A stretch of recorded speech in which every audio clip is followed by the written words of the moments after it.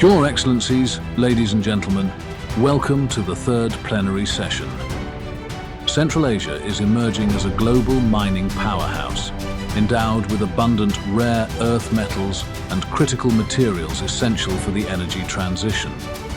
Leading mining companies in the region will be presenting their experiences in leveraging cutting-edge technologies and data-driven insights to optimize operations, enhance efficiency, prioritize sustainability, and navigate challenges, showcasing Central Asia as a frontrunner in the global mining landscape. Ваше превосходительство, дамы и господа, добро пожаловать на третье пленарное заседание. Центральная Азия обретает важное значение в производстве металлов и материалов, необходимых для энергетического перехода. Ведущие горнодобывающие компании региона представят свой опыт использования передовых технологий и аналитических данных для оптимизации операционным управлением, повышением эффективности и устойчивым развитием.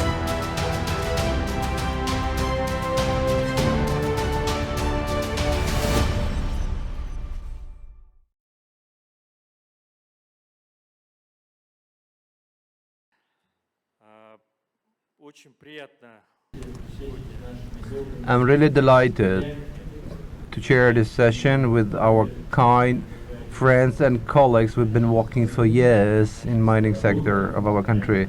We work together and we jointly improve the mining sector. We have very interesting speakers. I will introduce every speaker.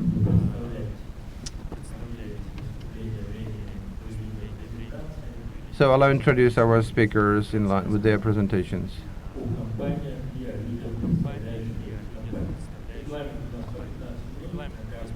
Maximum 15 minutes for presentation, and afterwards we will have Q&A session.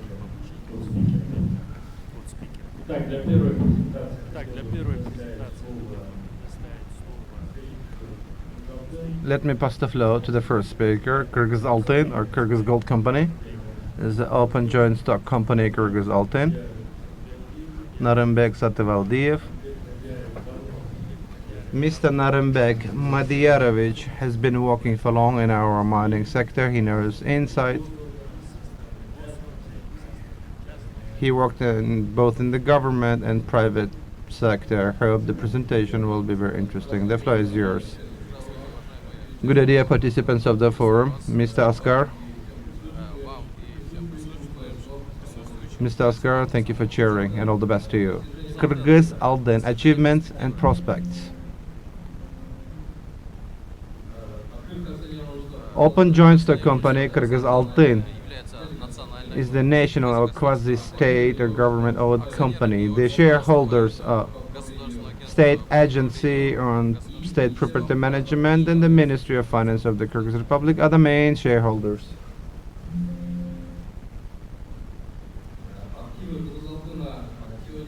Kyrgyz Altyn assets, capital assets totals 19 billion sols or 1 billion USD. One more important information, we are a reliable supplier of London Association of LBMF, and we're in the list as a reliable partner as of 1999.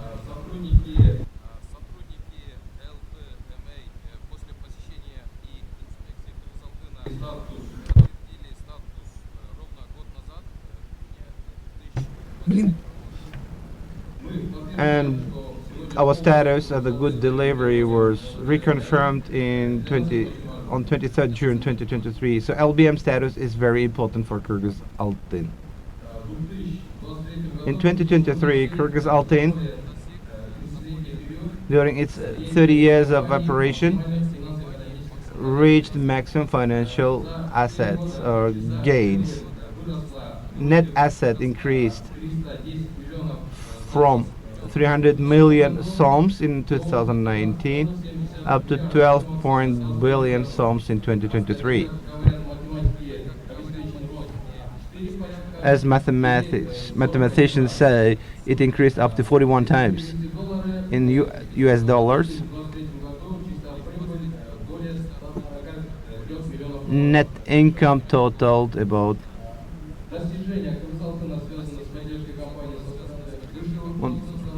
0.5 billion. Achievements were recognized by the senior country management in line with the political decisions. The return of Kyrgyz-Altain under the management of government, and thanks to effective cooperation of gold mining deposits, optimization in management by the management of Kyrgyz-Altain, improved our outcomes for the head company and subsidiaries. Future plans to develop affiliates.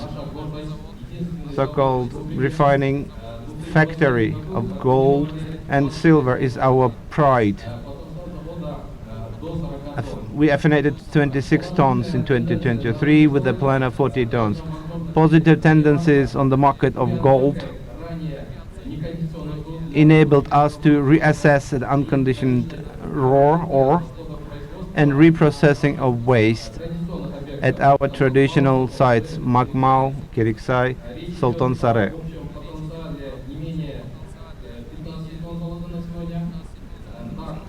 We are talking about 15 tons of gold. Makmal achieved positive income, revenue. We have promising capacity in construction sector.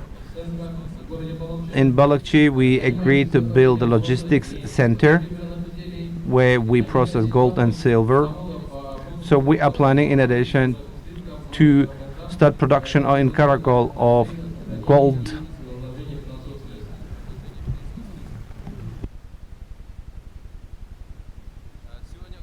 golden nuggets.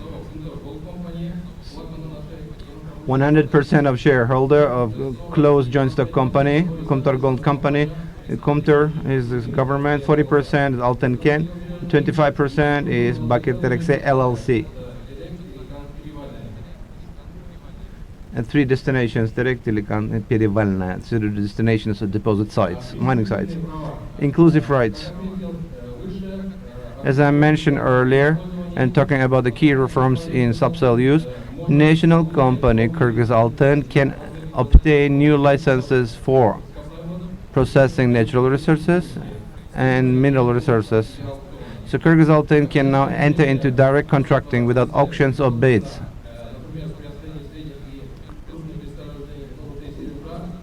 When mining at small or larger deposits with a share of minimum 30% is the share to be held by Kyrgyz Gold Company, Kumtor. Future plans. Kyrgyz-Altain obtained 11 licenses for geological exploration for gold, copper and silver. As you can see, gold and copper at Terek, Karakala, gold at Chakush village, polymetals, Mironovska village, and so on. You can find additional information on our website. To develop these projects, we allocated 4.1 billion sums in 2024. We are ready to work on those sites. Kyrgyz-Altain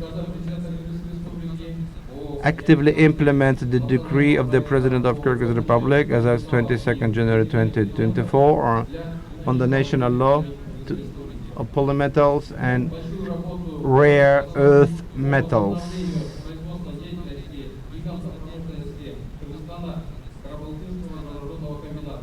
And the plans to buy back the Karabalta mining factory, which is a giant company in the Kyrgyz Republic. It's a very large-scale project, so plans to merge. Critical minerals. Kyrgyz-Altain assesses the geological capacity of deposits and raw occurrence of critical minerals in the Kyrgyz Republic according to the adopted law. The list of critical minerals of UK from 26 positions and the US from 50 positions. US list. Calculations justified the larger capacity of mining of gold, copper, rare earth metals, wolfram, molybdenum, magnesium, and other ores.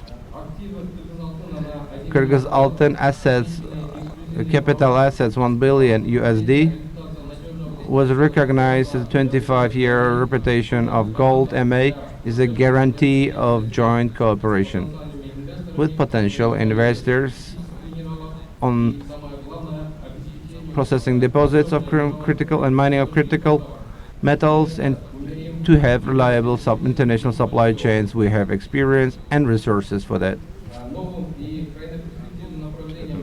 New area for Kyrgyz Altyn to create the capacity to perform geological explorations. Most critical resources are represented with metals, and the deposits proven for the country. Second area is research or investigation of gold ore and critical minerals, which is very important task for us.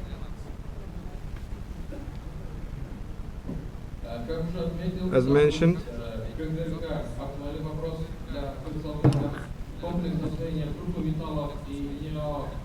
to launch the company KGRK is very important. So-called Kızıl Ompol group of deposits will meet the economic interests of Kyrgyzstan. The capacity potential is very high. We mean billions and billions of revenues.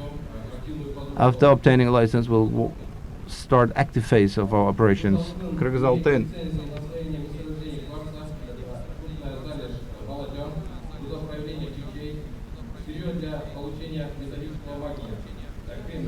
A promising direction for Kyrgyz Altyn is the creation of the pre-mining and processing quartz-containing ores, pro-license check to objects.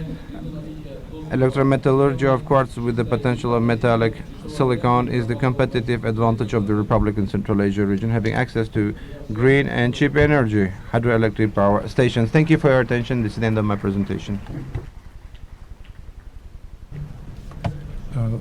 Thank you very much, Madam Bek Madyarich. It's great to hear that you come to revenues now, because some assets of Kyrgyz Altyn previously were in loss, and there were certain issues that you had to overcome. Now, good luck and success to you, because we see you have improved.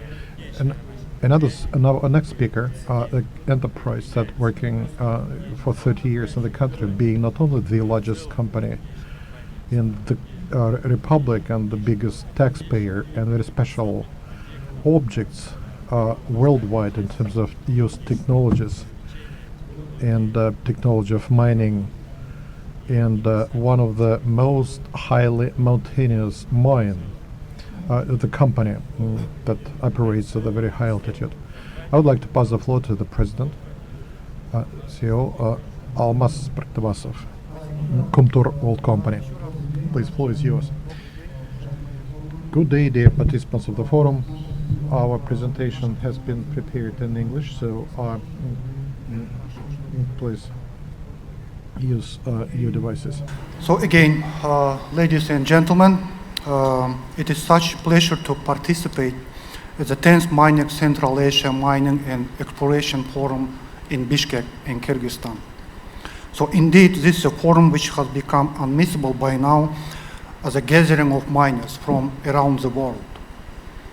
So it is a great honor for me to stand up in front of you today. So let's me start by saying a few words about Kumtor Gold Company. So Kumtor, one of the largest gold miners in Central Asia, which is located in Issyk region in Kyrgyzstan. It is a world-class open pit mine with over 30 years uninterrupted production. Health and safety is our main priority. So we're constantly training our employers to improve safety culture. We focused on preventing injuries and incidents by using the different measures. Also, this year we plan audit our critical control risk measures. Our environmental management is focused on implementing the environmental culture enhancement program. To implement 2023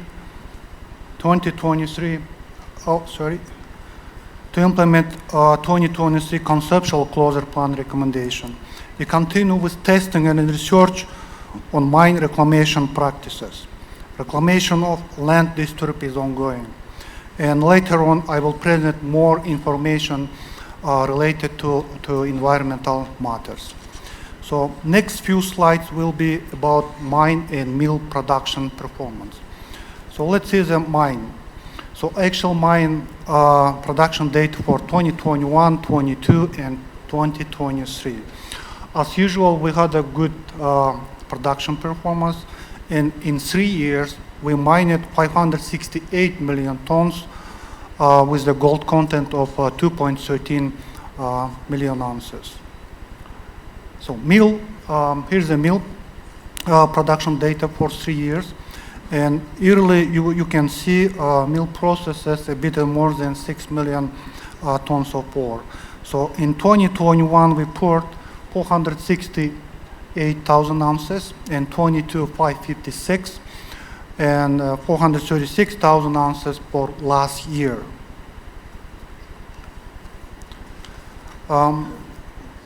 This slide shows how many, let's say, 192 heavy equipment which is running in Kumtor mine. So there are Caterpillar trucks with 130, 180 tons, dozers, graders, and sandwich drills. So all equipment is maintained properly to ensure good availability. This slide shows historical production highlights from 1997 to 2023. So Kumtor mined on this period 172 million tons of ore and poured 14.6 million ounces of gold. So in addition, gold production from open pit, we plan to produce gold from underground and tailing reprocessing projects. So here's the information in accordance with JORC code 2012. So total proof and probable reserves are 7.64 million ounces for open pit and underground. And total combined measured and indicated mineral resources are 4.61 million ounces for open pit and tailing project, and 7.66 million ounces for inferred resources from open pit, underground, and tailings. So total, we have a 19.9 million ounces of resources. So Kumtor KGC, Kumtor Gold Company, maintains a constant focus on improving its operations, corporate governance, transparency, and accessibility for investors, both foreign and domestic. So President of Kyrgyz Republic and Chairman of the Kyrgyz Republic of Ministers, the Kyrgyz Republic have consistently emphasized the importance of operational transparency and accessibility for investors. So KGC always open for investors.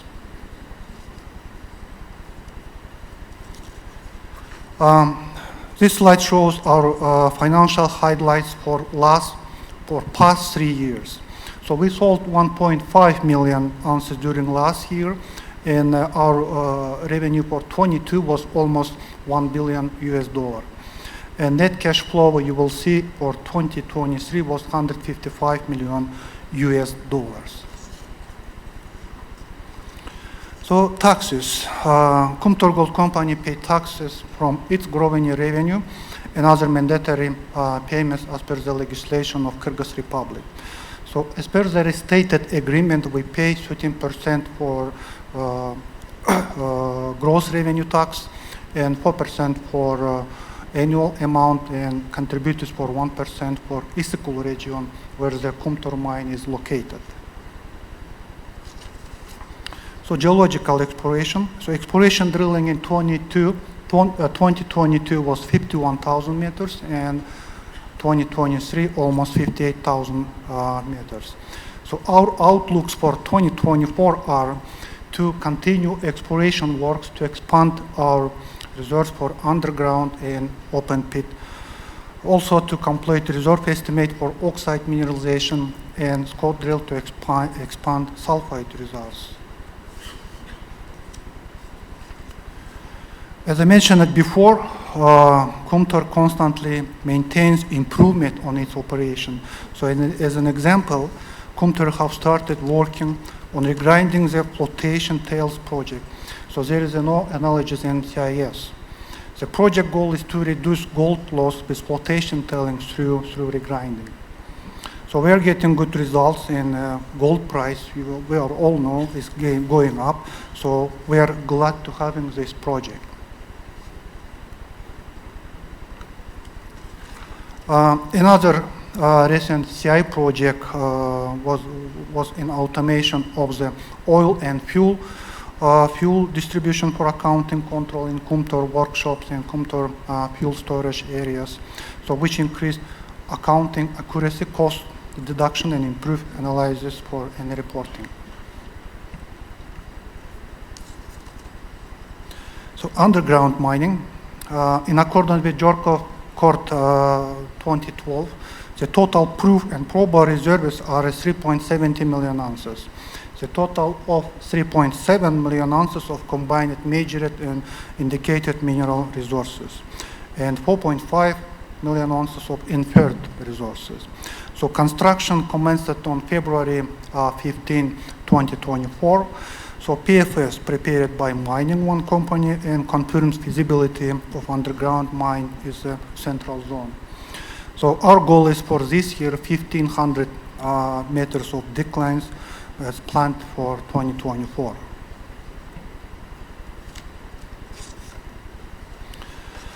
Tailing reprocessing project. So preliminary metallurgical studies and economical assessment indicate reprocessing could be feasible. So in accordance with JORC Code 2012, the total measured and indicated mineral resources are 6.63 million ounces. According to preliminary assessment, total resources of tailing facility compares 116 tons of gold. So given reprocessing of 12 million of material per year, the throughput of mill will compare 4.7 gold of per year. In August 2023, company was granted a mining license to develop the Togolok mine. So development plans is included. Exploration program to verify historical results and estimate JORC resources is completed. According to unaudited internal estimates, there are 404,000 ounces of gold in JORC resources. So upon results of the mentioned work, laboratory and technological testing of ore will be undertaken. So further exploration to increase mineral resources and PFS development, including metallurgical test and reserve estimate, and mine and mill design and start of a construction we planned for 2026. So just fresh information for this Togolok deposit in accordance with the JORC Code again 2012. Here's the total indicated resources are 2.57 million ounces and inferred resources is 147.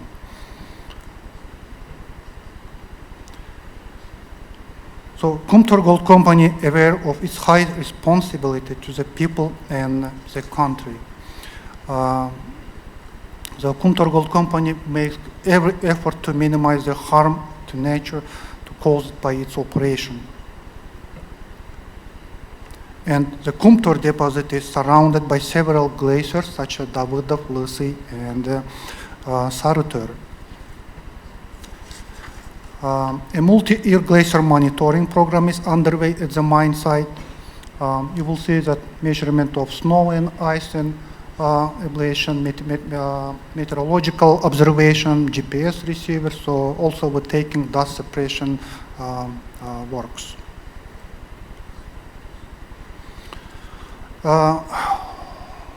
Underground, along with this, measures are being undertaken to prevent the negative impact of operational glaciers such as dust suppression.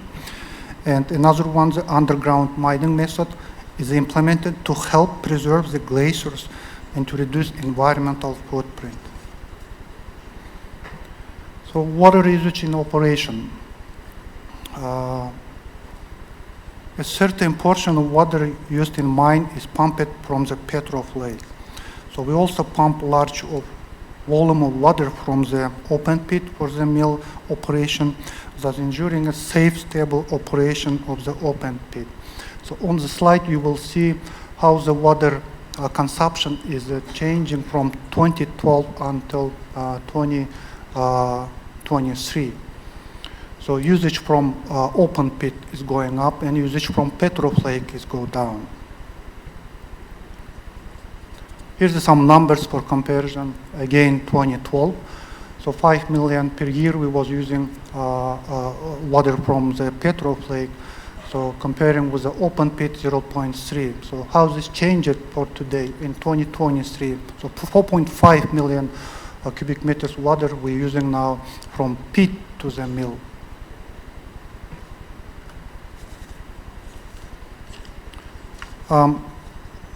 This slide is currently water use from the pit and Petrov lake has reached 70 and 30%.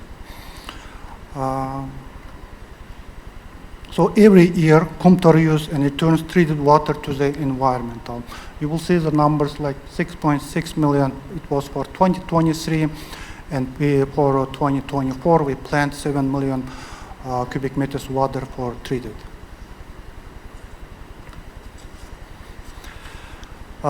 Waste. Scrap metal, plastic, rubber, wood, waste paper, waste oil and other waste are removed from mine site for recycling and full processing. So solid domestic and hazardous waste is disposed in landfill upon completion of operation. The landfill sites will be reclaimed in accordance with the mine closure plan.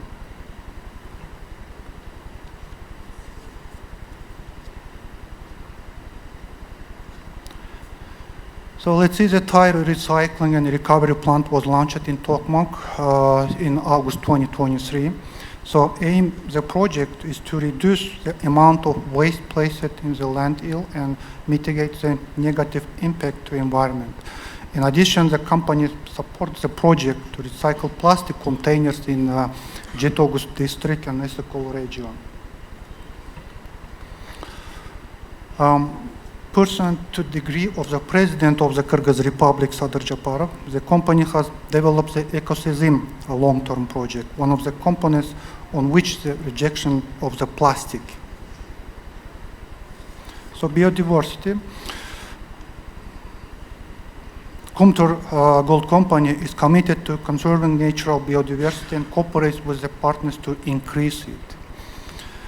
And the company provided financial support for the Sarchat Ertash Nature Reserve, which borders the Kumtor mine concession area.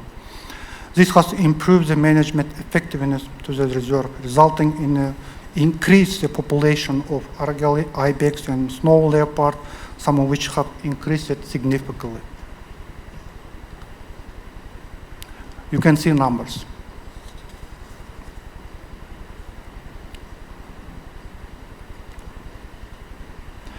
Yeah, monitoring is biodiversity. The mine site is the surrounding area is conducted throughout the year.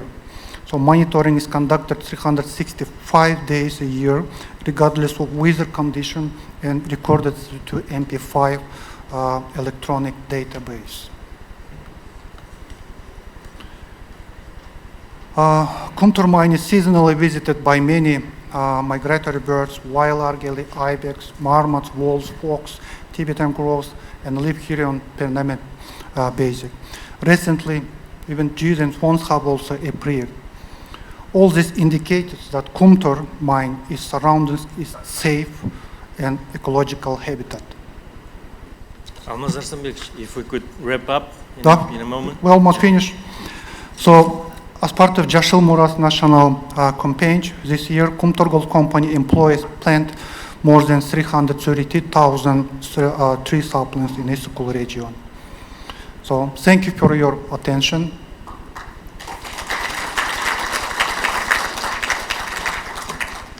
Thanks very much indeed, Mr. Bartabasov. We all know how challenging it is at times to work at a state-owned enterprise, but it's good to see that you are coping with it well and that you've got good plans ahead. And I think it's thanks to your vast experience at Fumtor Mine, which is now more than 20 years. Thank you.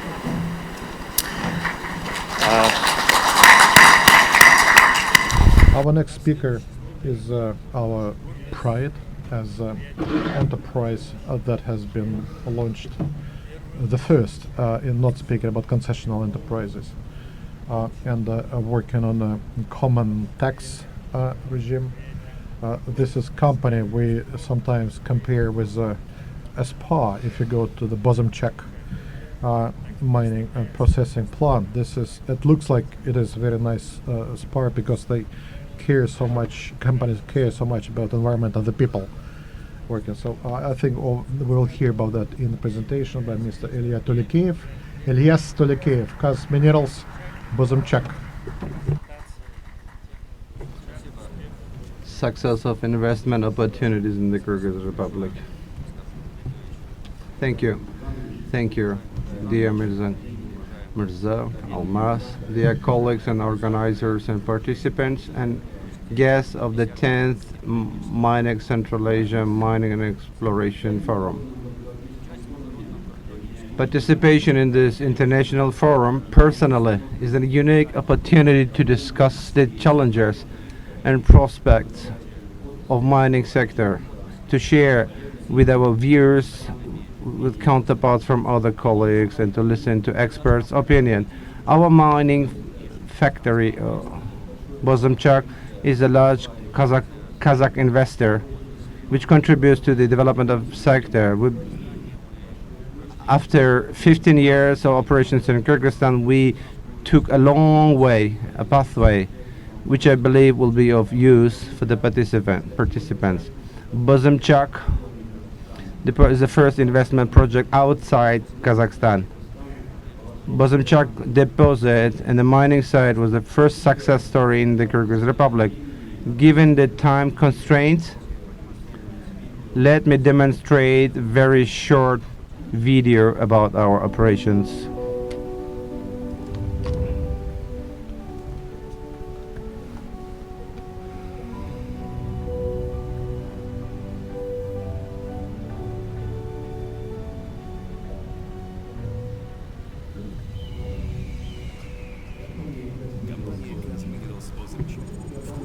Kazmunaychak is a group of holding company, Kazmunaygas, one of the largest companies in processing and extracting ore, copper in Kazakhstan and Kyrgyzstan.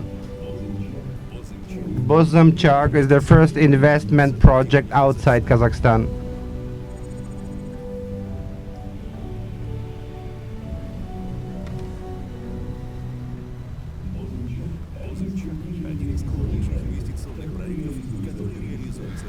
Bozumchak is one of the largest large-scale projects implemented in the Kyrgyz Republic with a total of about 450 million soms, and the company allocated $195 million into the budget. For the first time of Kyrgyzstan history, we have established copper production mining site of a mining company of processing was established in August 2015. The holding or the factory comprises from the factory, under earth, or engineering services and social welfare. We have achieved tremendous success in all areas of operations. But we are constructing underground ore with a total amount of 11 million soms. With the new technologies applied, it launches has a strategic value which will extend the operation of the company for many, many years in the future. It will help to attract not only investments but also attract experts, best international experts, and hiring Kyrgyz citizens as well. The company has constructed a modern workers' village. Everything is created for the sake of human. The company's management understands the enabling environment for ordinary workers. Having a good intention or mood, any challenges can be addressed. In 2023, the company has started a social welfare campaign which covers 5 areas: financial, emotional, social, physical, and professional well-being or welfare. Special attention is focused to security and safety of company workers and guests. And one of the 5 key corporative values of the company is welfare, well-being for the workers. Mining and processing factory Bozumchak harmonizes with the mountain landscape. Much attention paid to safety and security. We have dry storage of waste with less than 14% of humidity, which mitigates the environmental impact. Moreover, as a part of afforestation efforts, we have planted more than 30,000 seeds and plants. As a good example, a positive example is the positive communications and relations with the local population to improve attractiveness of the country. From 2015, we annually enter into MOUs between companies and local governments. Through MOUs, we improve the villages' well-being of the neighboring population. Social contribution 16 million. Foreign investments are the effective way to achieve well-being, especially for the regions. It contributes as revenues to the national budget and creates new jobs. Kaz Minerals Bozumchak is a successful example of Kyrgyz and Kazakh cooperation. Moreover, the company is a role model for other companies and countries that Kyrgyzstan market has a larger capacity and enabling investment climate.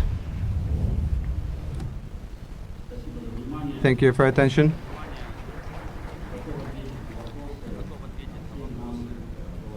I'll be happy to answer questions if any. Wish you successful forum. So I hope we can have very good exchange of opinions and address some aspects of questions. Thank you. Ilyas Valerievich, thank you very much. Kaz Minerals is one of the largest investment projects in Kyrgyzstan, or Kazakhstan funds in Kyrgyzstan.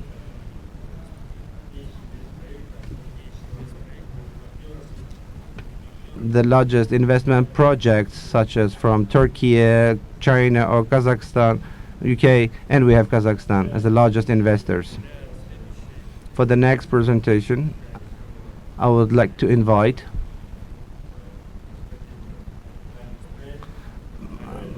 Alp Togay, Etibakir General Director. This is one of the largest investment projects from Turkey, of Turkey in Kyrgyzstan. Mr. Tugay, he knows our mountain and mining industry. He has been working at Kumtor for many years and other projects, so we are glad to welcome you.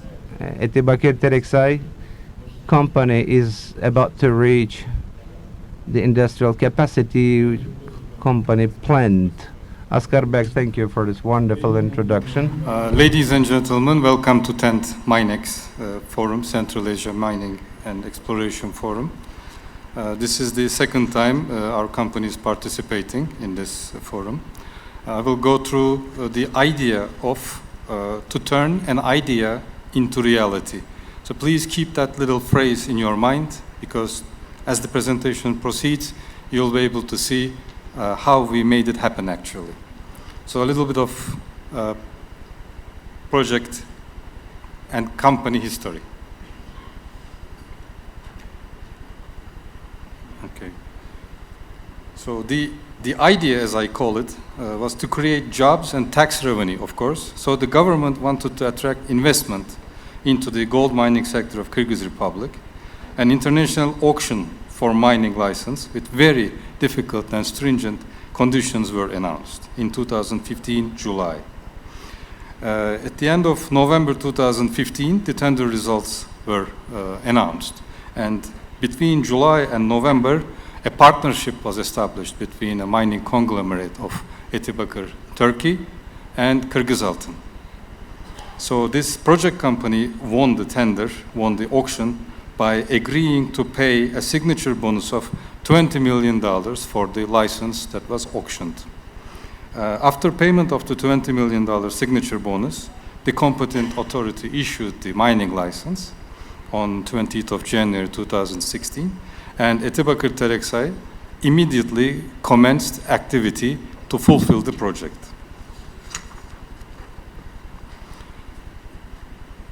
So this goes a little bit story about the company history. As I mentioned, the company was established in October 2015, won the tender, re-registered in 2015, end of 2015, with an authorized capital of $40 million. The shareholders I have already explained. Kırgızaltın, the 25% joint venture partner, actually contributed in kind, in assets, into the share capital. There was an old flotation factory which was obsolete and not in use, and small mining licenses were contributed as share capital. So the company, with the attempt to create immediately employment, commenced on modernization of the obsolete enrichment plant. It took about 7-8 months, and the entire facility, with a processing capacity of 100 to 120,000 tons of ore per year, was immediately modernized, entirely modernized, and was put into operation.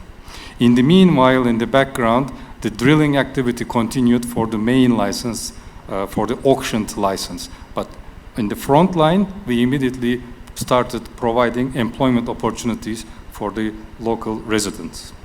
So in July 2017, after modernization, the enrichment plant commissioned into operations. But in July 2021, the shutdown of the enrichment plant took place because in the meanwhile, the construction of the new 1.4 million ton gold extraction factory was proceeding very fast. And in November, we expected to put it into operation. So therefore, with a higher extraction rate from the same ore, naturally, the flotation factory was put on temporary stoppage. And in November 2021, actually, in November 2021, the mill started turning on, which is an interesting date, on 24th of February 2022, we obtained the commercial operations certificate. So the commercial operations started. In March 2022, the first gold doré bar was produced, and in April 2022 we made the first shipment to the Karabalta refinery, which is owned by Kırgızaltın. Okay. Oh, this is a major milestone. The facility was a difficult facility. The ore was of 4th category in terms of processing, which was having a very difficult flow chart to process and to extract the commercially viable quantities of gold from the ore. So after long negotiations and very open audit from the government commission side, it was decided to sign an investment agreement between the government and the investor to expedite the faster return of the financing. By the way, in the next slides you will see, but 100% of the financing was provided by the 75% shareholder, which, as I mentioned, is a mining conglomerate in Turkey. So after signing the investment agreement, company continued its expansion plans. We have updated the largest asset, open pit mining production program, get approval from the government again, which means that we will be extracting 3 times more ore than we planned initially. So that necessitated construction of a second tailings dam. And currently, as we speak, these works are continuing. In the meanwhile, I noted about the enrichment plant, the small enrichment plant, which was modernized and was shut in temporarily.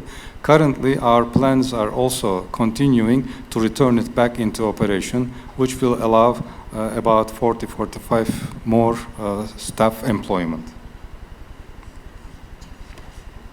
Okay. In terms of environmental, social, and governance, we have compliance with environmental legislation. We have a contract with licensed company for quarterly environmental monitoring. And during this monitoring, the condition of atmospheric air is checked, condition of rivers are checked, radiation background is measured, soil condition, vibration, noise. These parameters are constantly measured and checked against the original environmental impact assessment report. And in terms of dust suppression, since we are very close to a village, we respect the daily lives of the villagers. So we are providing constant dust suppression measures during our operations. And some of the roads, the technological roads as they call, the mine access roads, are asphalt covered. So this is, you don't see these in many other mines. It's a very seldom application that a mining enterprise has asphalt covered roads, which prevents also dust suppression. And in terms of water consumption, we nearly try to achieve a closed cycle with about only, we are losing to evaporation about 14 to 16% of water due to atmospheric evaporation, but the rest is being recuperated and used in the technological processing scheme. In terms of social, what we have is as part of the initial auction that I mentioned in July 2015, we have signed a social package, what we call it, with the local municipality. As part of that social package, we provide every year 20 million sums of social package assistance to the local municipality. And of course, there are some requirements that are coming from the local community with variety of requirements, sponsorships, help, and assistance requirements. As long as these sponsorship requirements are approved and recognized by the trade union and or the local municipality management, we provide sponsorship to them. To date, total amount of sponsorship has been, it's actually a little bit more than $52 million, 52 million sums as we speak. We do have a trade union agreement with the trade union, which stipulates that every year, inflation plus 3%, no questions asked, there is a salary raise provided to all the national employees. For those employees who are not unionized, we do provide the same privileges, the same increases. So we do have a very friendly relationship over there. Now coming back to our processing assets, the auctioned license required that we build a new big factory. The ore processing capacity is ranging between 1.3 to 1.7 million tons of ore per year. Currently, it is optimized at about 1.4, 1.7 million tons. Well, I'm lucky that not all of the slide information is gone below. You can see the highlighted area, the feedstock grade, which is quite actually low. And in addition to that, numbers that you see over there, the ore itself, chemical composition is difficult, is hard to process. According to Soviet or Russian classification, it's 4th category ore, which requires a very, very diligent and difficult processing flow chart and a very careful usage of chemicals over there. So this facility is up and running. It started in February 2022. the first year of operations, we delivered 1 metric tons of gold Dore bars. As I mentioned, no more flotation concentrate, but the end product, gold Dore bars we are producing. 2023, while signing the investment agreement and trying to maintain the operation, was a slightly increasing profile, and we were able to deliver about 1.5 tons of metal to the market. And as of 5 months of 2024, we have reached 620 kilograms of metal Dore bars, gold Dore bars. The guidance for 2024 is to reach 1.7 tons of gold Dore bars into the market.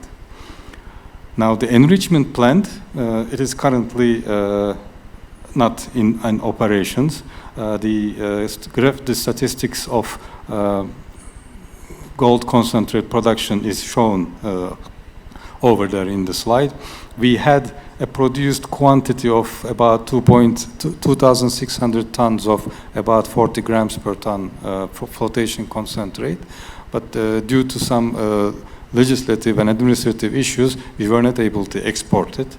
But after signing the investment agreement, that was one of the conditions of the investment agreement, we immediately received the approvals and the licenses, and it was sold, and some revenue was received by the company. Now let's come to the mining assets. This is the largest asset. This is the open pit that we have. This is a view, actually a photograph, a view captured by drone. We have a flying drone, and on a monthly interval basis, it's taking up to 5 centimeters of depth, the topography of the area, which helps us to optimize between waste rock stripping and producing ore itself. So the Terekan open pit mine can produce between 700,000 to 1.3 million tons of ore per year. And as part of the investment agreement, as you can see, we have, after drilling 82,000 meters of exploratory wells, we were able to increase the metal resources. Actually, the 38 tons of metal in the ground right now is on the basis of GKZ reporting, on the basis of government reporting. But what we have is we have 91 tons of resources in the ground, and converting those into reserves category is currently dependent on some other external issues, like buying out a few more houses or converting a few more land into industrial usage capacity. These will happen in the near future, so the company has a very good perspective on a going forward basis. In the meanwhile, I would like to briefly mention about the small assets, small mining assets that we have. One is the Terek South open pit. This was actually an antimony mine from the Soviet times. Towards the end of antimony mine, some gold was found in the edges, and now it has become a nearly expired open pit mine. It has about 1.5 years life left in itself. The Privalnoy, on the other hand, is a rich, high-grade underground mine, and as I mentioned previously, these 3 small assets, flotation, Privalnoy, and Terek, these 3 small assets hopefully will come into operation at the end of 2025. There are some further improvements, further analysis of the ore is continuing on to using our assets to enhance, to maximize the yield. That's what we are studying, working on right now. Now, coming back to project financing, we have to talk about some numbers. This is a very unique project and very strong investor. As you can see, in addition to providing, in addition to the 40 million equity, the main investor provided all the development loans required for that. I don't think that you will be able to see this many times around the world, but there was a financial assistance, financial support of interest-free $100 million initially provided. On top of that, 2 other loans, $80 million and $70 million at 5% fixed annual interest rate was provided. So the project was fully financed by one partner, and it came online. Now, let's look at the valuation of the company. Assuming a flat gold price of $2,200 per ounce on a going forward basis, and considering that inflation is applied, US dollar and Kyrgyz som inflation applied onto the costs on a going forward basis, and also a 10% discount rate is also applied on future cash flows. Today, the valuation of our company is standing at $417 million. Now, it is represented by an outstanding net debt of $260 million. In the previous slide, you have seen the principal amounts, $250 million. Of course, there's an interest component, so $259 million. And the rest is represented by equity. So the $30 million equity, which Etibakır contributed in today's dollars, is worth at $118 million. Now, I will have to read that little text over there to you, because due to the low grade life of mine, 1.46 grams per ton, and higher sulfide content than expected, under the prevailing tax burden at that time, in November 2022, the operations were faced with the imminent danger of a total shutdown. The entire company was going to be shut down. But the investment agreement made this second blow of life, the second breath of life into the company. And right now, more than 650 employees are collaborating towards the successful continuation of the operations. And as I mentioned previously, by putting in those three small assets into production, we will have a potential to create additional jobs. And this is pending some certain conditions, but we are sure-footedly progressing on that track. And thanks to government support, actually, and many ministries, the head of the country, the head of the chairman of the cabinet of ministers, entire government structure, as I mentioned, the robust investor Etibakır, who never yielded back, they wanted to see through till the end, and the strong partner Kyrgyzaltyn, which helped us move through these difficult regulatory framework, and capable management, okay, a little bit kudos to us, and the good people of Kyrgyzstan. I should say that, I would emphasize this. The hospitality, good manners, and always kind of the saying that they are saying in between them, that there are no hopeless situations, there are hopeless people. So we were always trying to find a resolution, although the situation seemed hopeless. So that goes to the good people of Kyrgyzstan.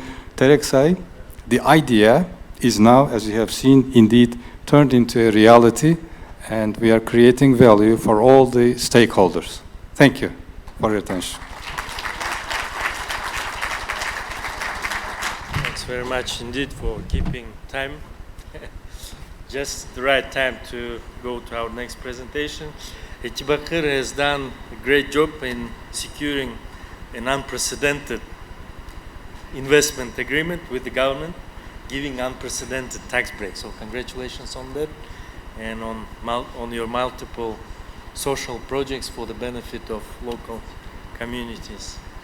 Our next speaker is Mr. Wen Yanfen, Chief Executive of Altınken Limited Liability Company. Altınken is another major taxpayer, not only in mining industry, but across all the companies of Kyrgyzstan.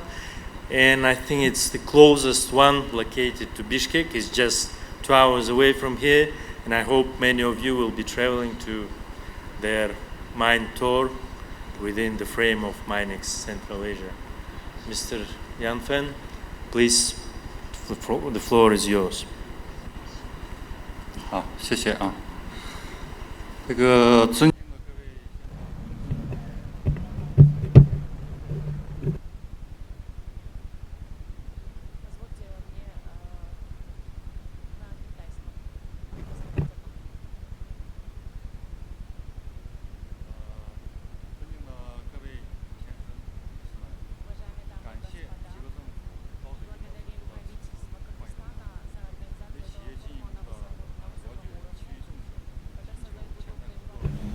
The company Taldebolak Berezhny project sold gold reserve 7 ton, and company intends to implement strategic policy to ensure sustainable development concept proposed by the participants.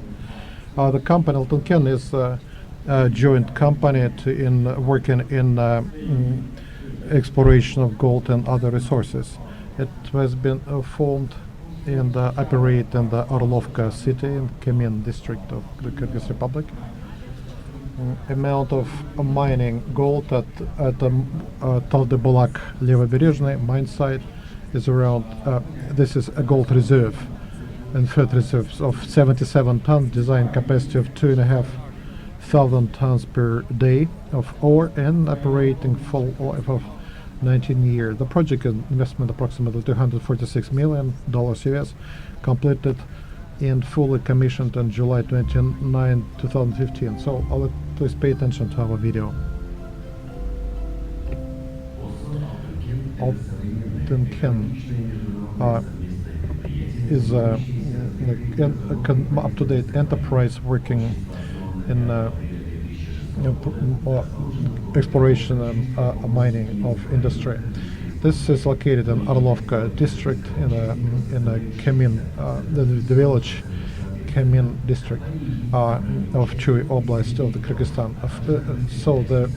This is a joint stock venture, 60/40 right now. There are 13 divisions, 940 staff, of which 883 local and 58 international specialists.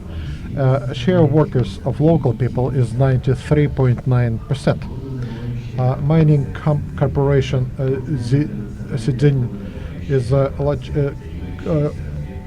mining company dealing for the exploration and mining of number of useful resources, including gold, zinc, copper, and a number of others, and applying technologies all over the world. Shares the company is listed in Hong Kong and Shanghai stock exchanges. Reserves of metals is 73 million tons of copper, 3,000 tons of gold, 1 billion point one lead, 12,000 of lithium. Reserves. Shenzhen Corporation is taken place 284 in Forbes Global 2000 as of 2023. Actual place 373 in Fortune 500, and one of the top companies in China. Kyrgyzaltyn, the largest state-owned enterprise in the Kyrgyz Republic, focused on the exploration and mining of gold and other reserves, and participates as a joint stock, as a joint venture partner in developing resources in Kyrgyzstan. Currently, is the mining amounts, the cost amounts about 10% of the GDP of Kyrgyzstan, and 35% of total economic production, 60% of export in the country. Kyrgyz Republic takes the third place in the 4 countries of CIS on producing of gold. Taldebolak Levoberezhny company, the third largest in the Kyrgyz Republic on gold reserves, with a total inferred reserve 77 tons and 2,500 tons per day, with a 19-year of ore processing plan. Again, the preparation has been prepared, and in 2015 the operation was launched.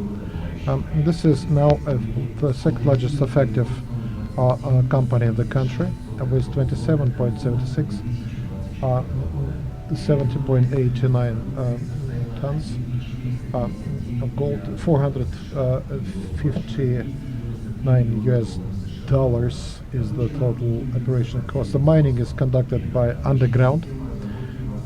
The system is a horizontal layers with combined work with a number of several shafts and the extraction of ore stops. The ore is taken, crushed, then passed through flotation, pulverized, and comes to the concentrate, then melting melts electrolysis of doré alloy, and this is alloy. Doré includes gold copper concentrate. The company follows general concept of development of mining industry for the benefit of the society, with corporate responsibility and social support, fairness, and decreasing of carbon emissions.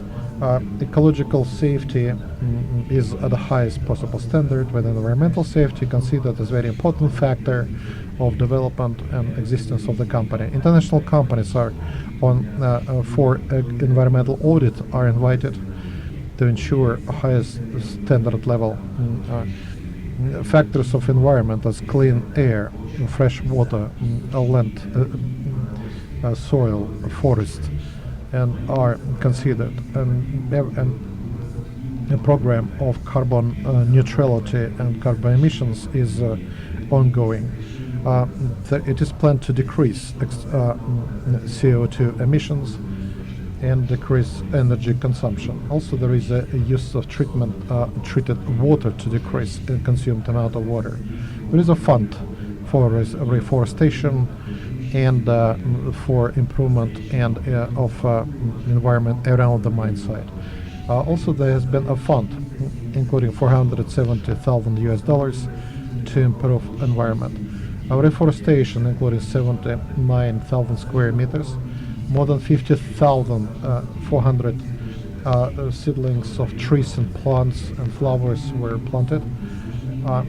Also, fish is released into the water sources, including rivers, to restore and improve the flora and fauna. Company pays taxes in line with all necessary laws, pays all necessary deductions to the development fund of local district, and contributes to development and well-being of local people. Company pays attention to employment of local people. With the Kemin district agreement was signed to hire and educate and train staff. More than 500 specialists were developed. More than 2,000 jobs were created in the adjacent areas. Localization is over 96%. 17% of workers are women. Share of procurement at local market is 61% of the total procurement, which actually gives incentives to develop local economy. By the end of March 2023, social contribution exceeded 420 million USD, of which 373 were taxes, 7.39 contributions to the local district development, and support to those in need. Company improves conditions for living and work of the staff, ensures a high level of safety, including necessary living conditions, and provides payments in line with legislation of the Kyrgyz Republic. That includes fruits and support, proper food feeding, sport enterprises, leisure time, to ensure good quality of living of workers and staff. A limited liability company, Alten Ken, will continue development under the One Belt, One Way common development of the Kyrgyz Republic, and will contribute to society following necessary standard and environmental protection and the carbon neutrality concept, and will implement its social contribution by building first low carbon joint venture of highest possible quality. Company will continue contributing to development of Kyrgyzstan and improve cultural and exchange between China, the Republic of China, and Kyrgyzstan.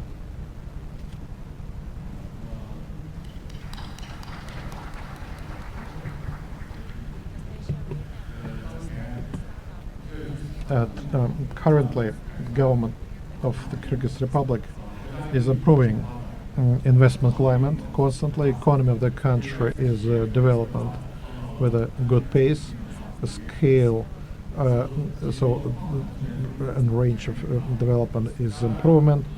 Foreign FDIs also come to the country. Kyrgyzstan has is rich in mineral resources and has good prospects. Increased investment in the Kyrgyz mining industry is in line with strategic goals company. We will follow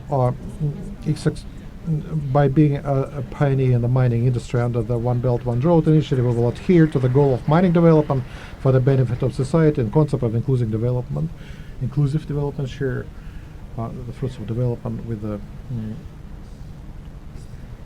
contribution to social economic development of Kyrgyzstan.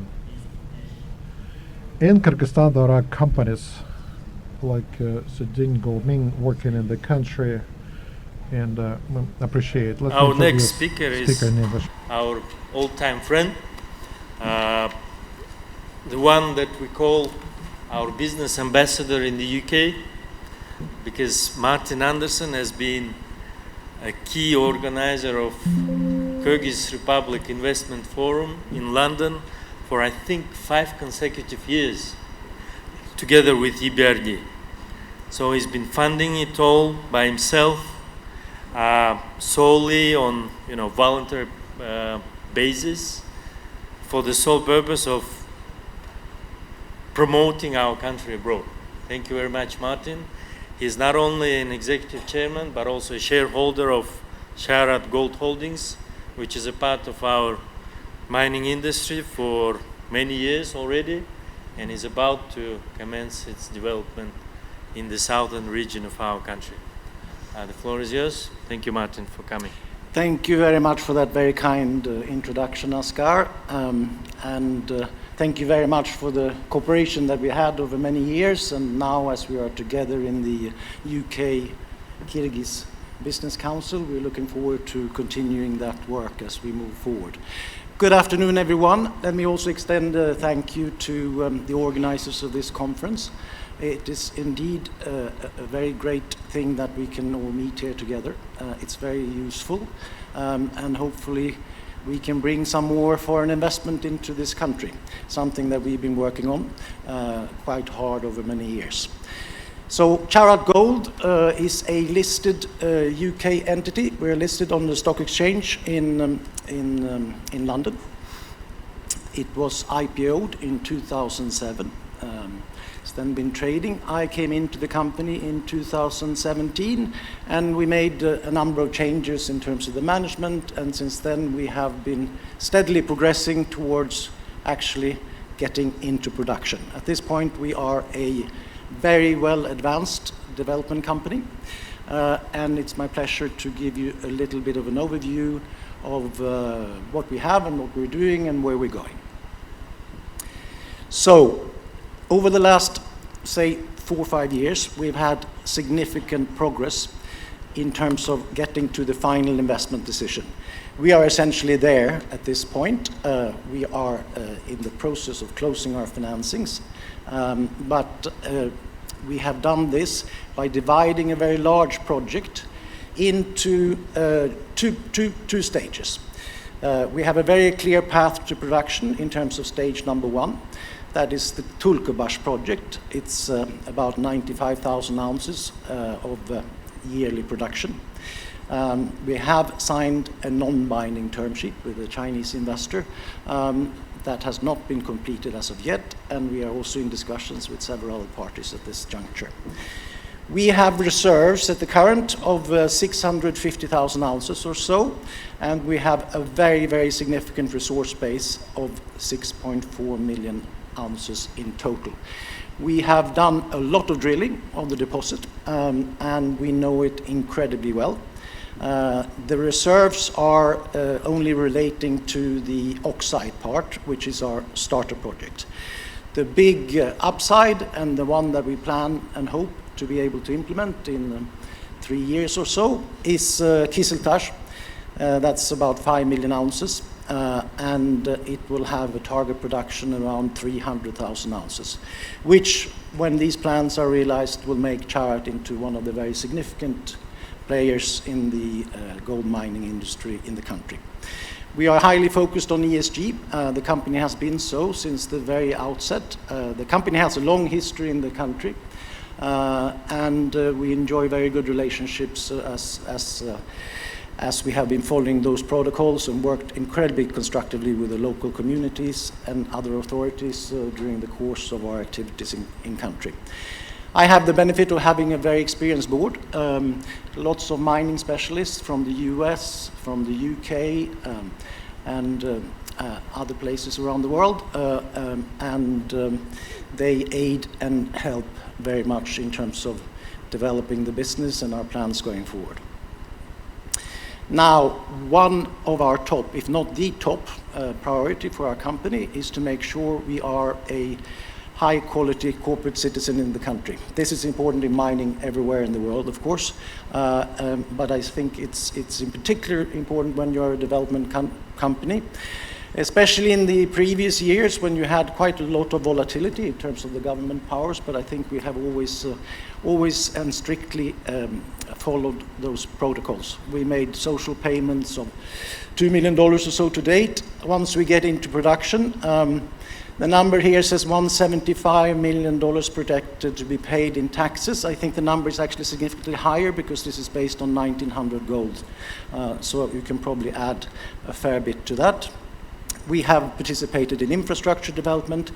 Of course, as we go into production, we will be employing around 500 people, mostly from the local community.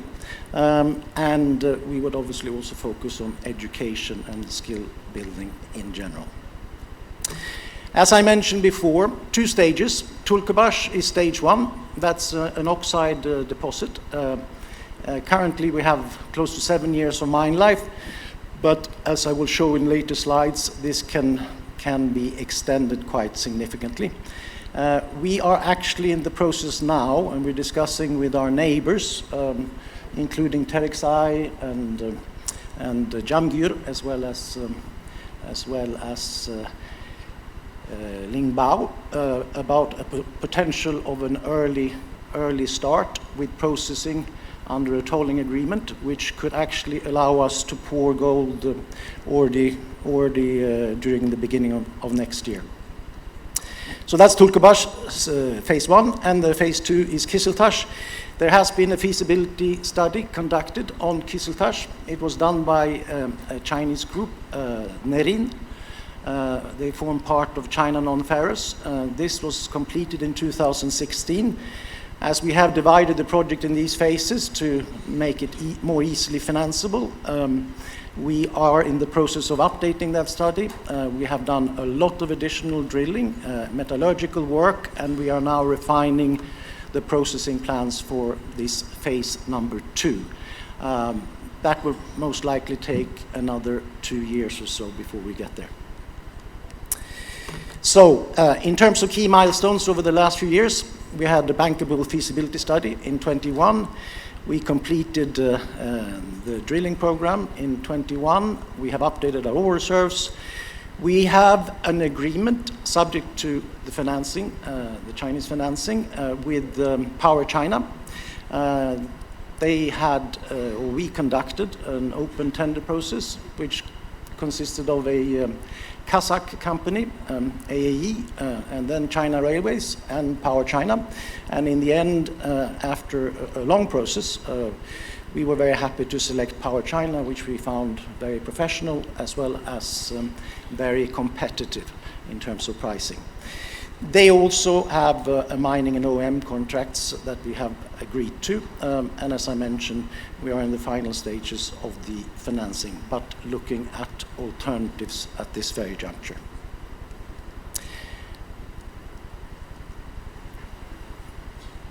I think I do not need to go through this in detail really, but we have, as of November last year, signed these contracts, and it's a sort of a turnkey kind of an approach based on our feasibility study and the work that we had conducted previously, and it covers all the various stages in terms of the project from here on and once we made the final investment decision.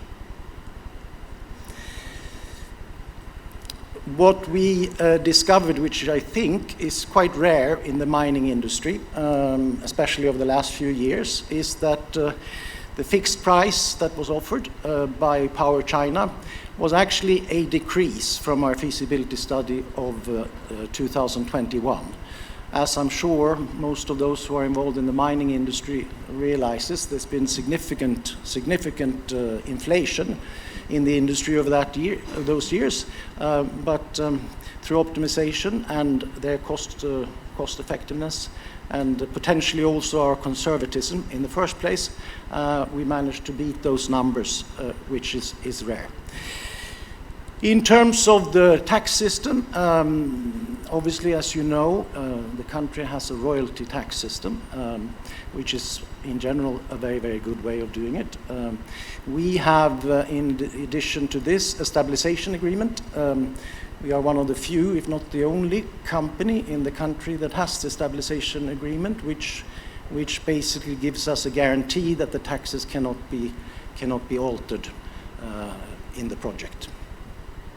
We did also during last year quite a bit of additional drilling, and we added 13% to our reserves. Now, the only thing, and I think I mentioned it before, I'll jump this one reasonably quickly. We have only explored, say, 35% or so of the deposit, and the strike continues. So while we currently on the oxide side have about 7 years of mine life, we expect it to be at least 15.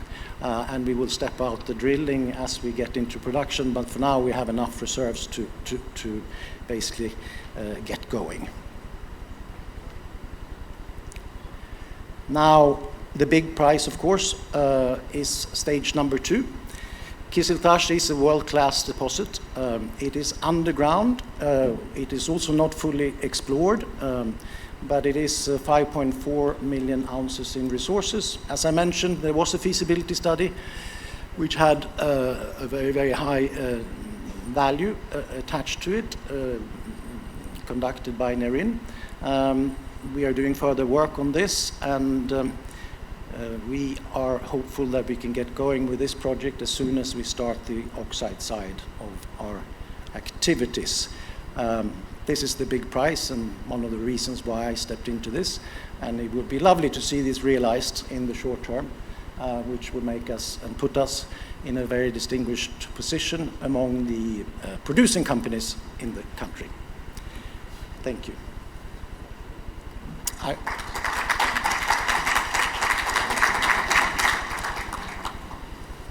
Thank you, Martin, for a very comprehensive presentation. I hope your project starts as soon as possible, and your projects across the world are also successful. Thank you. Our next presenter, я на русском представлю, наш следующий спикер — это представитель одного из крупнейших комбинатов в мире, золоторудных комбинатов. Это Новоийский горно-металлургический комбинат, и Любовь Егорова, директор по минеральным ресурсам данного комбината, с презентацией о направлениях развития АО «Новоийский горно-металлургический комбинат». Пожалуйста. Добрый день. Good day, dear participants of the forum. It's a great pleasure for me to welcome you. Thank you very much for that you allowed me to participate in this event. But I need to know that MINEX Central Asia without Novai plant wouldn't be completed. So we just confirm our name. We hope that not being too modest, we also the field of this picture. I'm Любовь Егорова, Novai plant. I need to know that previous presentations were so great, and I was sort of frustrated that I need to have so much love that you were doing, and I'll tell the details about my project, but it will take a lot of time because we have several enterprises. So I will touch upon some of the tops of information to be precise and quick. Okay, shall I speak closer or further? I hope you hear me well. Okay, close. I hope the slides are high enough, but probably I need to speak on the details if not everyone see them, because we have small details. Our plant is one of the 4 largest in metal production. We had 2.9 million ounces last year, as of the last year results. Now, speaking about our position on costs, and based on our own estimate and based on the auditor's estimate, we are the 2nd largest on cost. That includes all sustaining costs among mining companies of the country. What I can say about our structure: we are the fully pledged, fully holistic integrated company. We conduct our own geological exploration, sometimes attracting subcontractors. I apologize, let me stay this way. We have quite intense exploration program until 2030. We have our design bureau. We develop projects ourselves. We have construction division, so we conduct construction of all our facilities ourselves. We conduct mining both in open pits and underground. We manage the largest open pit mine.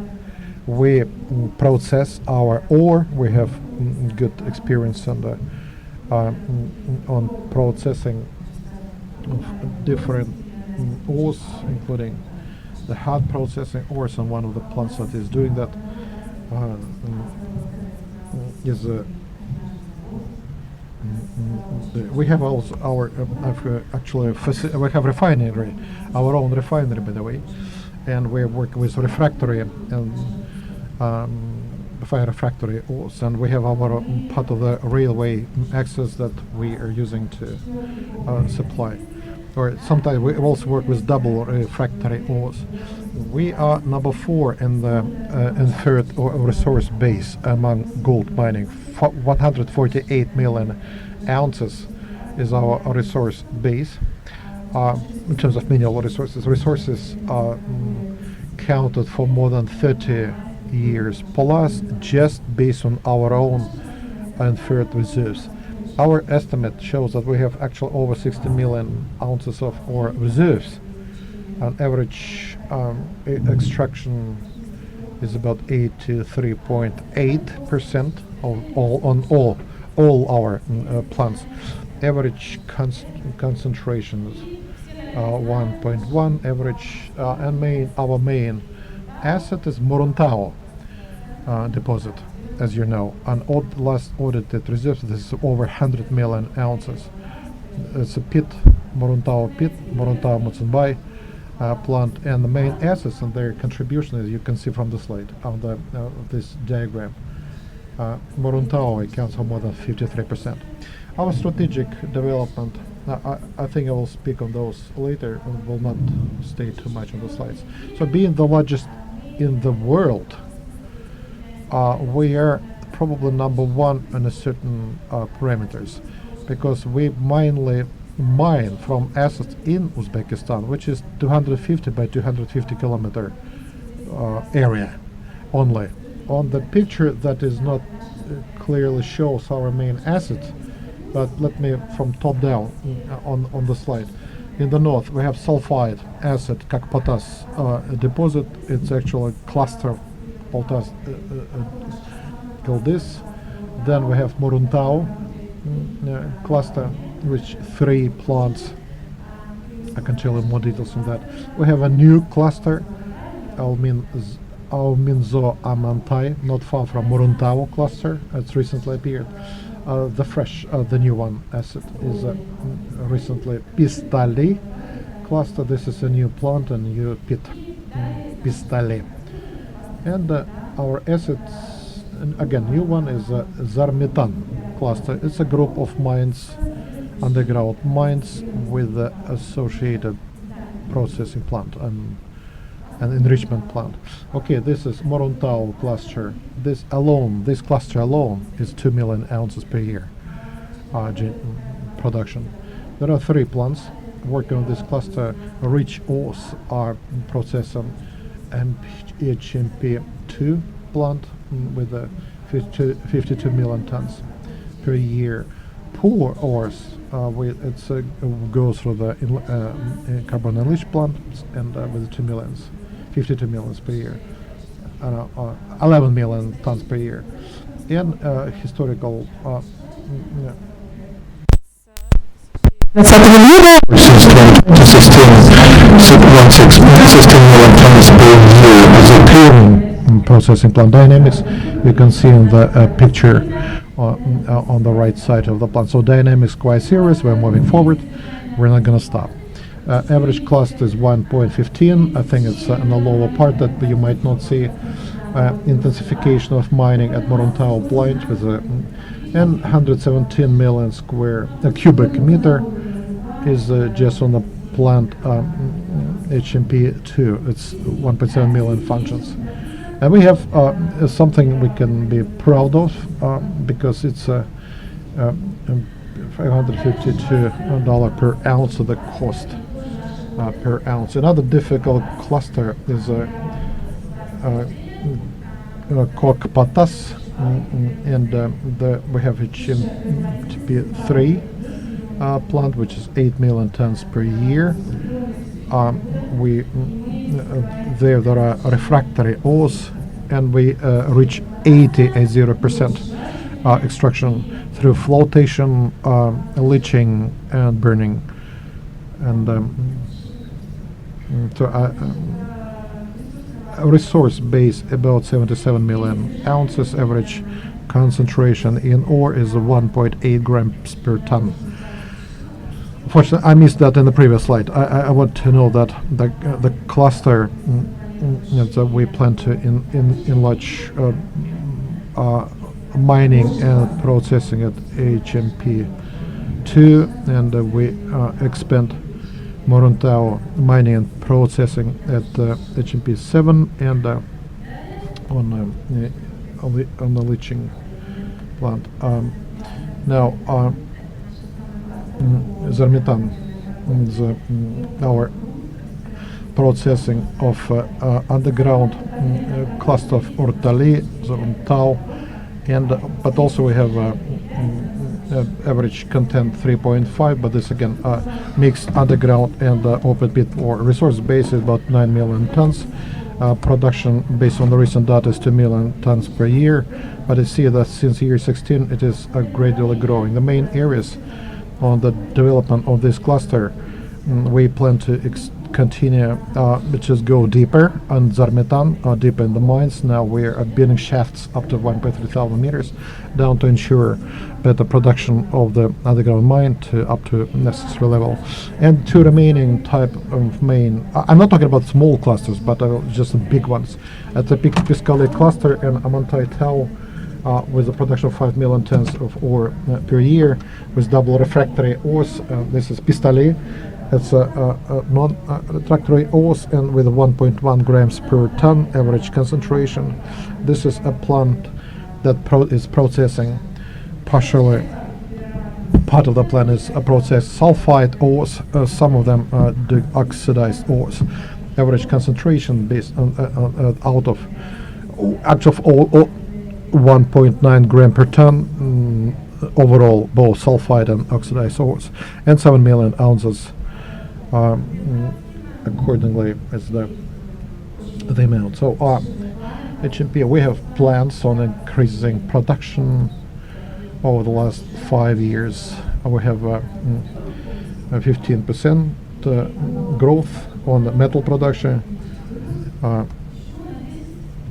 And we plan to increase another 10 to 12 to 15%. And areas that we're working on, again, is increasing the pits and processing of major plants on the HMP 3, 7, and development of new projects, as I mentioned before. So I cannot include it in this presentation, but it's too short. But we plan to launch another enterprise to process gold and silver ores. Geological exploration is very extensive. We got necessary licensing, including last year, within all fields located near our processing plants in the range of 50 to 100 kilometers. So conditionally, you can see the map. The program includes going to the more deep, go deeper horizon and go wider, including left and right flanks, plus go deeper drilling. We're now searching new deposits, and we now moving to new geological positions on the overcrowd. And I think geologists will understand me. We will have to do this and the stripped deposits in the what we call with under overthrusts, as you understand. We have one of the interesting assets, the tailing dams, which we're now re-evaluating. So the tailings is in fact this is another interest of us. This is refractory ore reserves, and actually based on the gold price, they appear to be very promising. Now we're doing another exploration, and we'll include them into active processing. So ESG program, and we have quite ambitious program on ESG, and we have sustainable development projects, and we have many projects that I will not be able to tell you about in this presentation, but we take our commitments on CO2 from 822 to 18 tons of CO2 by 1 kilogram of produced gold. We decrease consumption on there are several contributors to that. First of all, power. We have built 4 solar power, small ones. These were our pilot projects, 210 kV each. Now we're planning to build a larger one, 200 megawatts of solar plants, and modernization of our production, which will contribute to decrease of this CO2. We use conveyor type of production already. We will use it more intensely. And then we will move to the trolley carriers. We work on a higher level of labor safety. We introduce new system of governance, zero tolerance policy, and we're putting more ambitious tasks. And our main resources are located in a desert Kızılkum. So water use and water resources is one of our major issues in the desert. So we actually work on decreasing water consumption, and we have a goal of decreasing 1.8 to down to 1.2 cubic meter per produced ton of gold of water, and accordingly we look at options of decreasing evaporation and secondary or recycled use of recycled water. And now this program is being actively discussed. So conclusions. This is the largest scale enterprise. We're on number top 4 of both bioresources, infant reserves, and production. We're one of the top 2 on TCC and IISC indicator. We have a very strong development program on the growth of production of gold, and we have a strong program on geological exploration until 2030. As I mentioned, we have now licenses in place on 200,000 hectares of licensed areas to work on. We have huge experience of 50 years of experience on working on the largest pits, underground mines, in the very complex mines with refractory ores and very difficult type of ores, and new practices including ESG and others. In fact, the plant was one of the the largest contributor to social life and economics in the district, in the region. And now, but we now introduce better approaches in ESG. I think I met my time limit, 15 minutes. Thank you very much.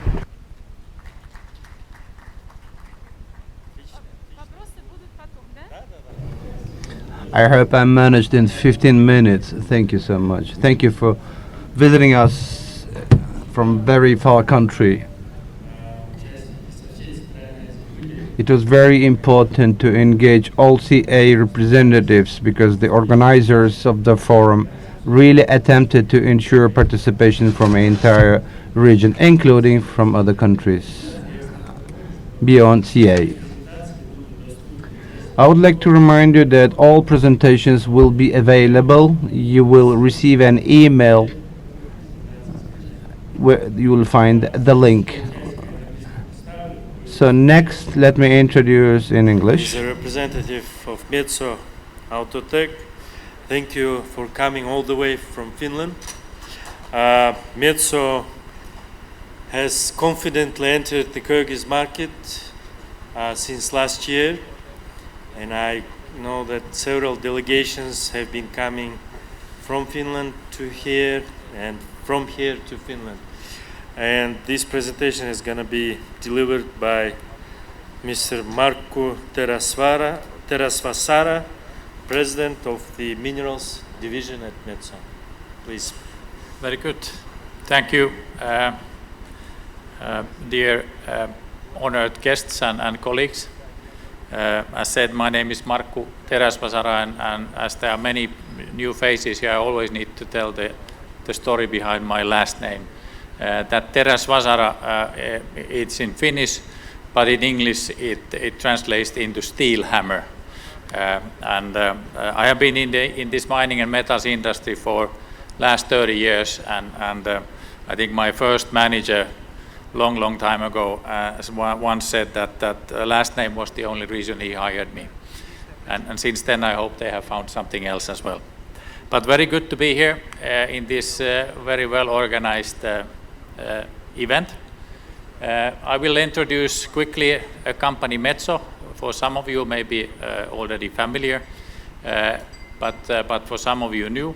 And then we go into the topic, what are the sustainability challenges of the industry at the moment, and how are companies and we among them trying to mitigate those challenges and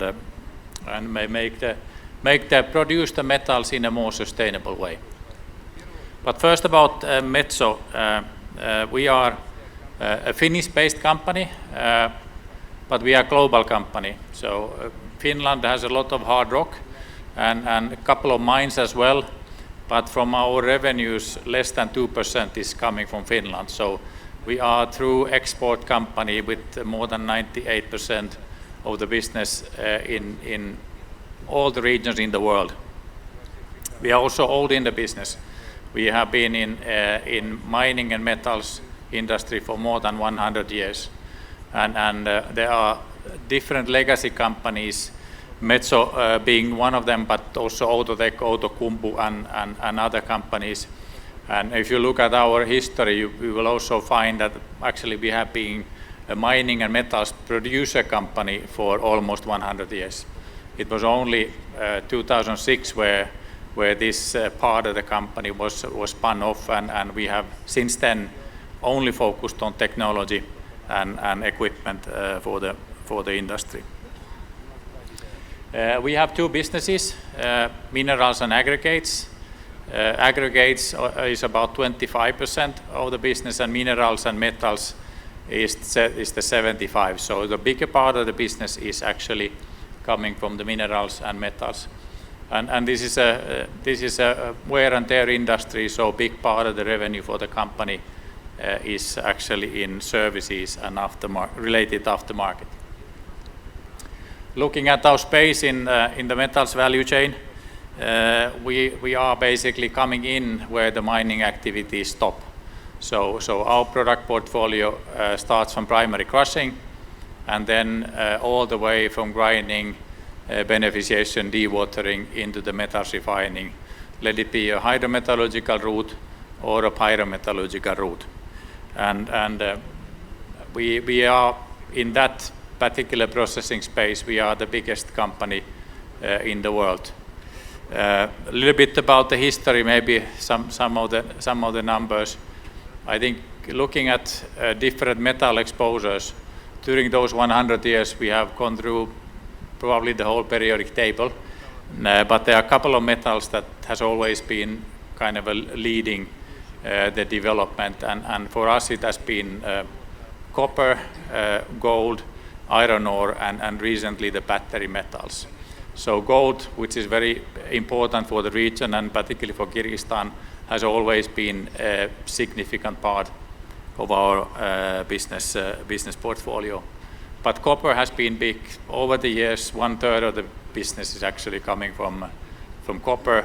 And you could say that from all the primary copper produced in the world, more than half of it is made with our flash melting technology. And if you include other technologies, you could practically say that there is no copper produced in the world which doesn't touch our equipment at some point. So really, been in the industry a long time. Maybe another difference that we have compared to many other players, we also have our own R&D centers. So we do basic research and development and pilot testing within the company. And we have done that for many decades. So for example, in a research center in Pori, in Finland, we have over more than 70 years tested 25,000 different ore samples. So again, practically anything that has been digged out of the earth somewhere which contains metal has been tested in that laboratory, and we know how to process them.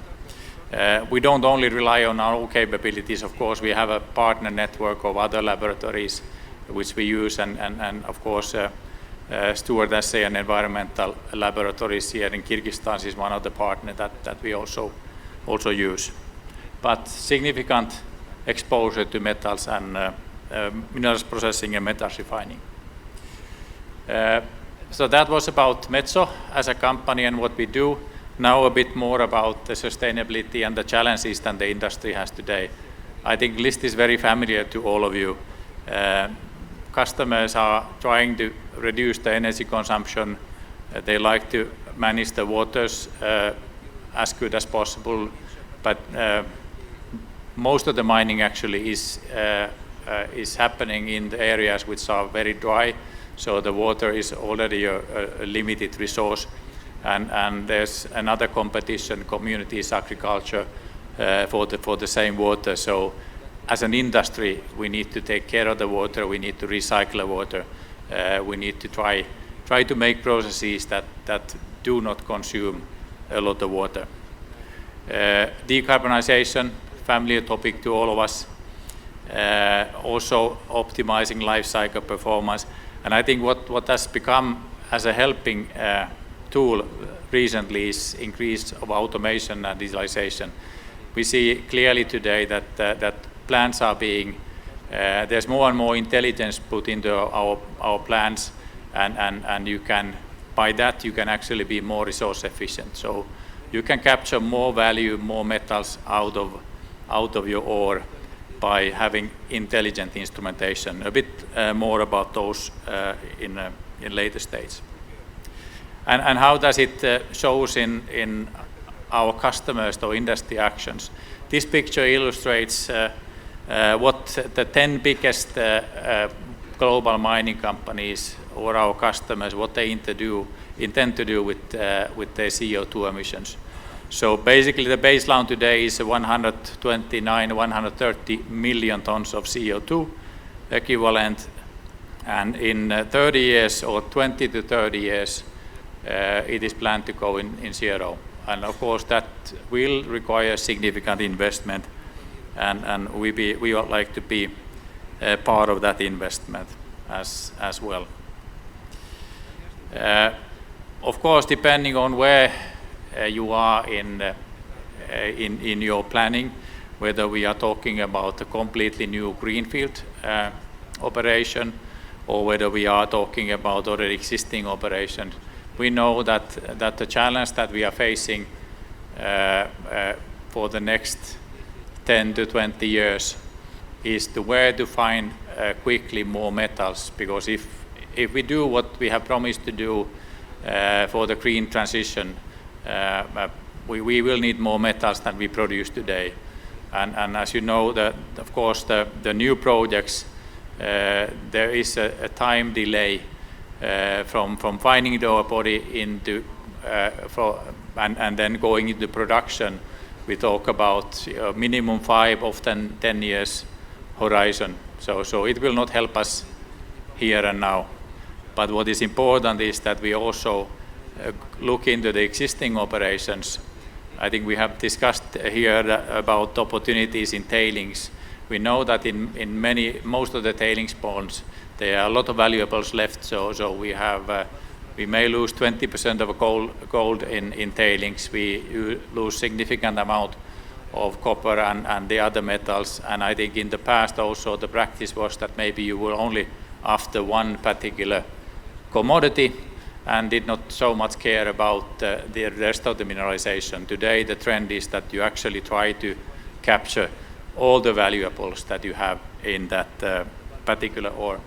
So fast improvement, fast increase in metals production, I believe it will happen through brownfield investments, and there practically every site has an opportunity. We see it. We have even discussed with the local companies on similar projects, not only looking at the tailings but also looking at existing process plans and if you can improve the performance of the ones. But of course, if you start as a greenfield, then you have a white blank piece of paper. You can actually make it exactly as you like and use the latest state-of-the-art technology. But of course, that will also require that technology develops continuously. So we are not only relying on something that has been developed 20 or 30 years ago. We are continuously investing in R&D to make sure that all the equipment that we produce, they have a sustainability target, but they also are more energy efficient, have better recovery, and consume less water, and so on. So one example of that is a software that we have developed in-house. It's called Planet Positive Flow Sheet. It's actually a planned flow sheet configurator where you can very quickly, in 50 minutes, actually simulate the most important KPIs of your processing plant. So if your KPI is limited electricity supply, limited water resources, you want to reduce your CO2, you want to reduce your energy consumption, we can actually quite quickly put in your plant into this model and run a simulation and then start reconfiguring it. It's much easier to do in the software than in the real life. So you can actually, by altering equipment, introducing new technologies, you see that how you can impact the different important KPIs for you. And I believe that this tool will definitely be more in use in future, not only when you make your first greenfield operation or the greenfield operation specific, but also when you are trying to improve the performance of your existing plant already. Moving a little bit more into gold space, one important item there I already mentioned a couple of times are the equipment itself. And we have, about 2 years ago, we have launched an equipment category which we call Planet Positive. And their performance on those important areas like energy, like carbon efficiency, like water efficiency and pollution, they will be compared against the industry standard if it exists. Or if it doesn't exist, we have created our own standards which we measure against. And those technologies, to earn that green tag, they need to be minimum 10 or 20% better than the benchmark that we are using. It has been very well accepted by the customers. So if you look at the equipment and the plant business, at the moment, more than 60% of all the orders that we receive are already on this latest Planet Positive technology. And we see that growing as we go forward. And of course, it's about sustainable technology, so choosing the right crushing and grinding equipment that fits your conditions best. Looking at the water, looking at the recoveries, simulating it with softwares, but it's also important to take care of your equipment, your assets when you run it. So quite often you see that equipment are not achieving their nameplate capacities because the maintenance might be lacking. So definitely to come to the best performance is not only selecting the right equipment, configuring the right flow sheet, but it's also taking good care of equipment as such. And then even better if you use equipment that are environmental friendly as a starting point. Another example, maybe not so topical for the region, or at least for Kyrgyzstan, is the lithium value chain. We have, during the last 20 years, developed a lot our battery minerals portfolio and value chain. And in lithium, for example, it already covers basically everything except the battery manufacturing and car manufacturing. Those two things we leave for other companies, but we are already prepared to take back the batteries and start reprocessing so-called black mass, because actually reprocessing the black mass and capturing the valuable metals out of it is exactly the same task that you need to do in the primary production. And we are already prepared for that. Volumes are not yet there, so it's something that will happen in the future, but it will for sure happen. But going back to the gold space, and this is an example of the hard rock coal processing plant, and as you see, once you have analyzed the ore, once you know what the ore contains, there are multiple routes to choose when selecting the right flow sheet. So in gold, for example, here, of course, it starts from understanding the concept and the commercial operation as good as you can, and then do the risk mitigation. Mining is a lot about managing your risk, and that needs to happen. And then with the help of digital tools, we can actually both simulate the flow sheet, but then also in operation make sure, with the help of digital twins, for example, run the process parallel to existing operations. We can make sure that you can optimize your process and achieve the best possible results. But there are multiple choices, and without the really thorough preparation work, really thorough analyzing and conceptual studies initially, you will not find the right routing to the final product, which is in this case gold. And then a little bit same thing, but from a different angle. We're almost running out of time. I hope you are wrapping up. This is one of the last slides, so right. We are fine. Thanks. So of course you can approach that from different angles, but you have the equipment, then you can optimize your process, and that can happen in the brownfield as well by injecting intelligence into that, or you can go all the way and start configuring or reconfiguring your flow sheet. All these levels are possible for greenfield and brownfield. And last, as mentioned, I think it's all this change towards planet positive future that requires good collaboration between the companies like us, between the other stakeholders, and not the least customers as an important operators in the industry. It requires new innovation. It will require some money and investment, otherwise it will not happen. But maybe last but not the least, it will also require brave people. We need to decide that we do it for the future.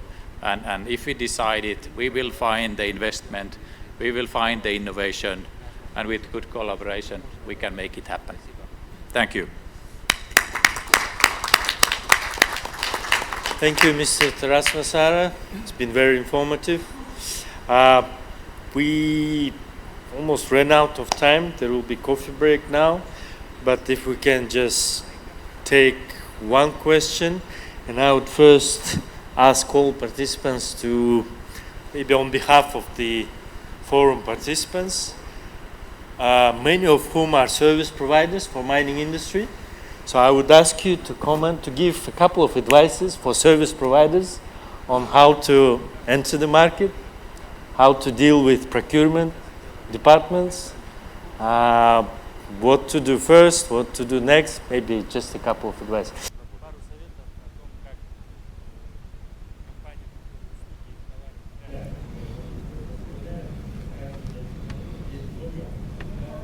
Few tips maybe how to enter into market for service providers. Insights, what would you advise them? How to better penetrate to the market or enter the market? Thank you, Oskar.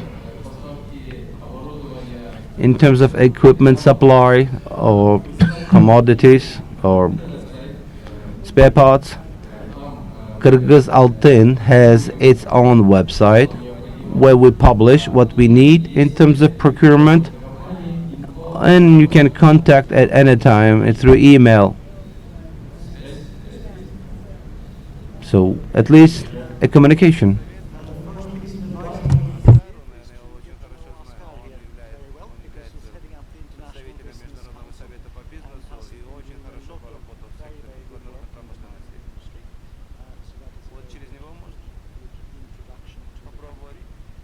Secondly, what I would advise is to do business here as you would in any other country. It is a place where принципы, как если бы осуществляли бизнес в Швеции, откуда я, да, или еще где-то, следовать, соблюдать эти принципы и уважать местную культуру и население.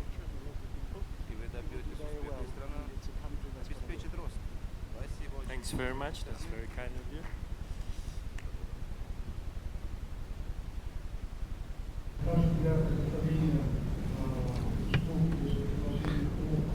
In terms of entering the market, supply of reagents, equipment, and again, on our website, Kumtort Gold Mining Company, you can find any relevant information. And the key here is reliability, openness, and transparent and honesty. Thank you. I would say, so combination 2SK is the state-owned enterprise. We have to comply with public procurement rules. We procure through a stock exchange, Heti Hari, so-called through cooperation of Uzbekistan. We are open for cooperation, and we love when we have guests, and I'm saying it openly. We like when you visit us. We have our website. It's not a black box. We review every single message. We review them. Our chief engineer reviews all the messages we receive through email. And we take a common decision. But we're very serious in every message. But make your proposal very clear and distinct. And then we will reply to you. And excellent. Thank you. Please. I think we have to think in two domains. It's not because we are in Kyrgyzstan. And how to enter the Central Asian market.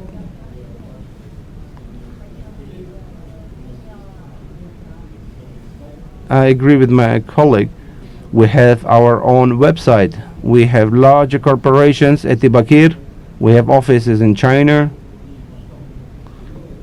Given that they perform large-scale procurement, we have our discount, our special discounts. And we have access to that corporation, in other words. And your question is about Central Asian market penetration. So, indeed, there are service providers, equipment suppliers. I think, first of all, we have to learn more about Eurasian Economic Union, also called the customs union between Kyrgyzstan, Kazakhstan, Russia, Belarus, and one more country, if I'm not mistaken.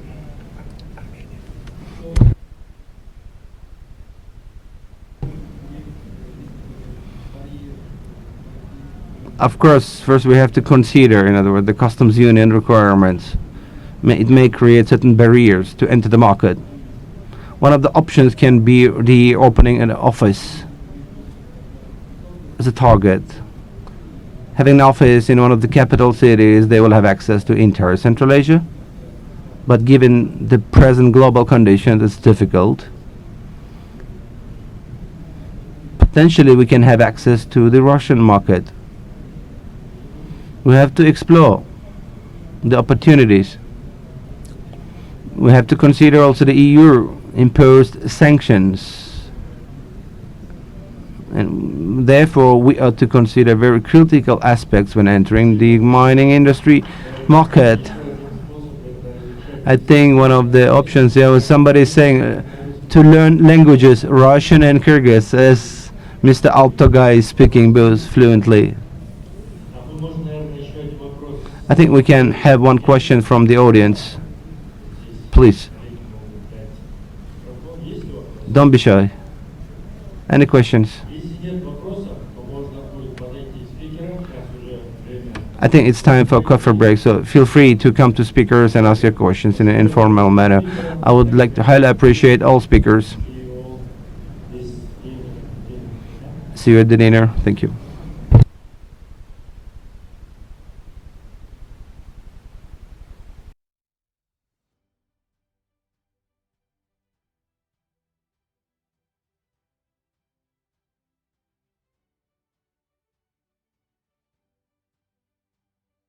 Your Excellencies, ladies and gentlemen, welcome to the third plenary session.